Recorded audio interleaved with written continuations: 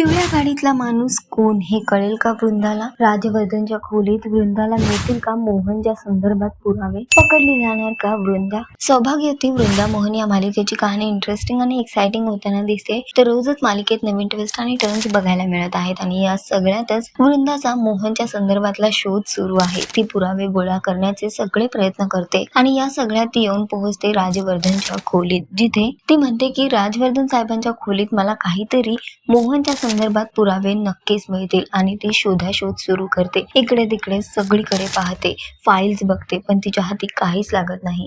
शेवटी ती कपाट उघडते आणि त्यामध्ये ती पुरावे शोधत असते तेव्हा तिच्या हाती लागतात ते ग्लोव्स जे पिवळ्या गाडीतल्या व्यक्तीने घातले होते. ते ग्लोव्स बघून ती हैराण होते आणि ती म्हणते की पिवळ्या गाडीतल्या व्यक्ती राजवर्धन साहेब आहेत का? आणि ती या सगळ्या गोष्टींचा विचार करतच असते की तितक्यात मागून कोणीतरी येतं आणि तिच्यावर सरळ सरळ चाकू धरतं. या सगळ्यांनी वृंदा अक्षरशः घाबरलेली आहे. तर बघणं फार महत्वाचं असणार आहे की राजवर्धन साहेबांच्या खोलीत वृंदाला काही पुरावे मिळतील का, की तिच्या जीवावर हे सगळं बेतणार आहे. हे सगळं तर आपल्याला येणाऱ्या वेळेतच कळेल. पण सध्या तरी वृंदाची संकट रोज वाढताना दिसत आहेत. बघणं फार महत्वाचं असणार आहे की ही गोष्ट काय वळण घेणार. सध्या तरी शोचा ट्रॅक खूपच इंटरेस्टिंग होतोय. तुम्हाला हा ट्रॅक किती आवडतोय आम्हाला कमेंट करून नक्की सांगा आणि अशाच टेलिव्हिजन अपडेटसाठी टेलिगप्पाला लाईक, शेअर, सबस्क्राईब नक्की करा. नमस्कार.